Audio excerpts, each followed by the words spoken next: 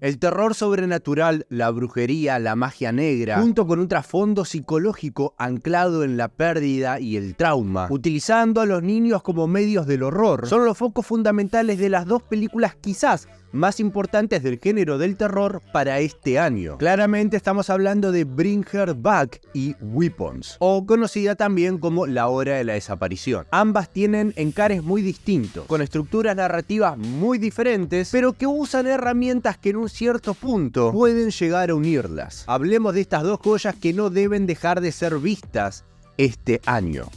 This is where the story really starts.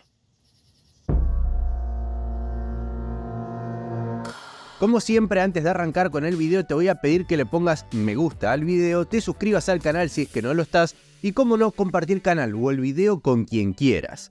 Cualquier tipo de interacción que tengas con mi canal o el video, me vas a estar dando una ayuda enorme. Y también como aclarativo les voy a estar comentando que en este video vamos a dividirlo en 3 partes. Vamos a hablar individualmente de Bring Her Back, luego vamos a tener un segmento para hablar de Weapons y luego vamos a estar haciendo un pequeño análisis de cómo estas dos películas pueden ser comparadas pero también diferenciadas al mismo tiempo. Arrancando con Bring Her Back, al igual que en el trabajo anterior de estos directores, de los hermanos Philippou o Philippou, no sé cómo se les dirán, estos australianos que se habían hecho muy famosos hace muchísimos años atrás. Yo los consumía con sus videos en YouTube. Tenían unos videos espectaculares de peleas donde claramente ahí se puede llegar a ver el potencial que había. Videos sumamente entretenidos donde había muchísima sangre, ideas completamente locas y que estaban filmadas con unas decisiones visuales muy demarcadas y que poco a poco las están trayendo y las están utilizando en sus dos películas. Talk to Me, enorme película y carta de presentación que tuvieron estos hermanos en la gran pantalla, y ahora con Bring Her Back. Pero estas dos películas abordan el género del terror a partir de una premisa bastante similar en ambas: relatos cargados de trasfondo psicológico. El trauma tiene un peso muy importante en la historia, como también que los protagonistas deban lidiar o tienen que lidiar o están atravesando la pérdida de un familiar. Esto termina siendo el disparador que ocasiona la entrada de las artes oscuras en la narrativa, en la película. Y además estas artes milenarias que no deben ser nombradas o utilizadas se presentan para los protagonistas como una posible solución para lograr la superación de la pérdida antes mencionada. Bring Her Back es un relato muchísimo más cerrado, hermético, claustrofóbico. La narrativa parte desde el trauma. Dos hermanos pequeños que pierden a su padre son enviados con una madre adoptiva que además también está lidiando con su propia pérdida. Ella tiene un hijo que está atravesando un supuesto trauma por la pérdida de su hermana, siendo la hermana la hija de esta madre adoptiva. A partir de allí, la historia de relato irá descendiendo cada vez más hacia lo enfermizo, hacia una resolución completamente angustiosa, cargada del uso del gore y la violencia física, utilizando efectos prácticos fantásticos que se hacen muy presentes en el último acto de la película. Todo esto acompañado de un personaje completamente complejo, interpretado por la actriz Sally Hawkins, que hace una labor fantástica para su rol. A medida que el largometraje avanza, la historia de ella se irá revelando y será muy difícil que no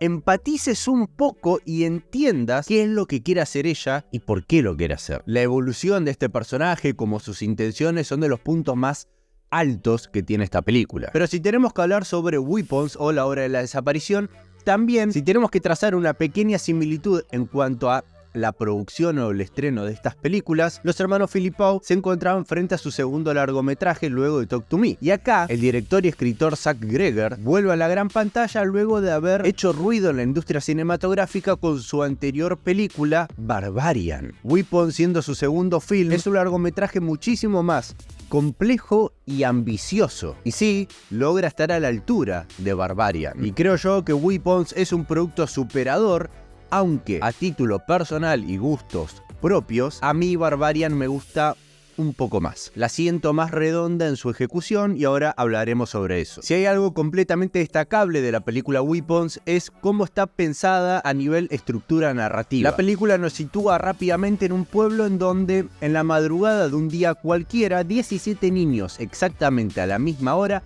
desaparecen. Se levantan de su cama, abren la puerta de su casa y salen corriendo a la nada misma, y nunca más fueron vistos otra vez. La película nos mostrará cómo se encuentra el pueblo y las familias o las personas cercanas a estos niños luego de este hecho misterioso y que no tiene explicación alguna. En este aspecto me hizo recordar muchísimo la serie The Leftovers, esa impresionante serie de HBO en donde un día de la nada el 2% de la población mundial desaparece. Y la serie no se enfoca en tratar de develar por qué sucedió eso, sino que te muestran la sociedad luego de ese hecho y cómo impacta al planeta, al mundo y a las familias. En un principio esta película hace más o menos lo mismo, pero poco a poco adentrándonos en las historias y en lo que están viviendo los personajes y que nos vayan presentando las piezas de un rompecabezas que luego podremos ir armando debido a la estructura narrativa de fragmentar la historia por personajes al mejor estilo Magnolia o Crash. Las vidas de estas personas de este pueblo se van a empezar a entrelazar y así poco a poco vamos a poder ir hilando y atando cabos para comprender qué es lo que terminó sucediendo con estos 17 niños, por qué sucede y cómo es que sucedió, y a ver si existirá una resolución o no. Esta decisión creativa de cómo estructurar y contar la historia es uno de los puntos más fuertes de esta película, pero a la vez desde mi punto de vista y otra vez metiéndome en una petición o en un gusto meramente personal, también considero que es uno de los puntos bajos de Weapons. La película juega muchísimo con la ansiedad del espectador. Cuando parece que la historia está avanzando y te deja en un punto altísimo, el largometraje vuelve días antes u horas antes y te explica la perspectiva o el punto de vista de otro personaje hasta que llegan a ese momento alto que te habían dejado antes. Y así constantemente lo va haciendo esta película. Parecido a ese sorpresivo cambio que este propio director hizo con su película anterior en Barbarian. Allí creo yo que se ejecuta de una mejor manera, pero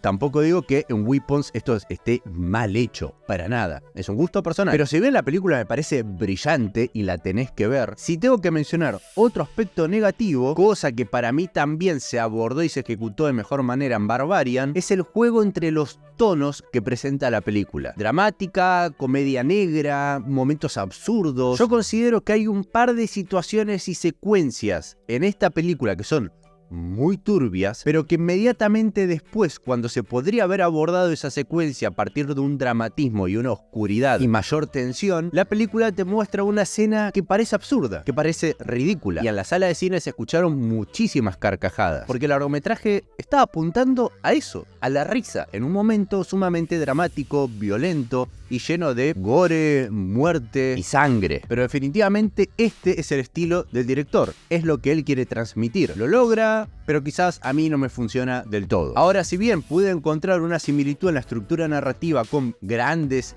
e imperiosas películas como Magnolia o Crash, dentro de lo que es el género del terror, lo puedo llegar a comparar esta película con otro tipo de medio, los libros. Más precisamente con los relatos del autor Stephen King. Porque en esta película nos encontramos con un pueblo medio aislado, en las afueras de Estados Unidos, privado de la gran modernización del mundo y su tecnología. Y allí es en donde empieza a ocurrir algo misterioso, turbio, extraño. Y si bien tenemos unos claros protagonistas, a Stephen King le gusta también meterse en cómo lo sobrenatural empieza a afectar a las vidas cotidianas de los habitantes del pueblo. Y eso, esta película lo aborda y lo trata. Un elemento en Weapons que me gustó muchísimo. Por lo tanto, si sos un gran amante del género del terror, yo te digo de que de manera obligada deberías de ver este año estas dos películas. Falta todavía que se estrenen varios largometrajes, pero yo creo que estas dos van a estar en el ranking de lo más alto de las películas de terror estrenadas en el año 2025. Ambas abordan la temática del terror sobrenatural, haciendo fuerte foco en el trasfondo psicológico, cómo impactan las personas la pérdida y qué es lo que uno está dispuesto a hacer para recuperar a los familiares que ya no están. Los niños en ambas películas terminan siendo un centro principal para abordar el horror, el uso de lo oculto, el ritual y el terror corporal, gráfico y violento, están muy presentes en ambas películas. Temas como el trauma en personas adultas, como también en niños, y su impacto emocional terminan siendo muy bien abordados en ambas películas. Pero si hay algo que las diferencia mucho es su intimidad y la estructura lineal que presenta Bryn Herbach en comparación con la narrativa compleja que puede existir en Weapons. En Bryn Herbach también tendremos un horror mucho más físico, mientras que Weapons termina siendo un poco más atmosférica y simbólica. Pero ahora la pregunta es, ¿a vos cuál ¿Cuál te impactó más? ¿Cuál te perturbó más? ¿Recomendarías ambas? ¿O con cuál pudiste conectar más emocionalmente? Todo lo que tengas para decir, déjalo en los comentarios que te voy a estar leyendo, y también te voy a hacer recordar de que por favor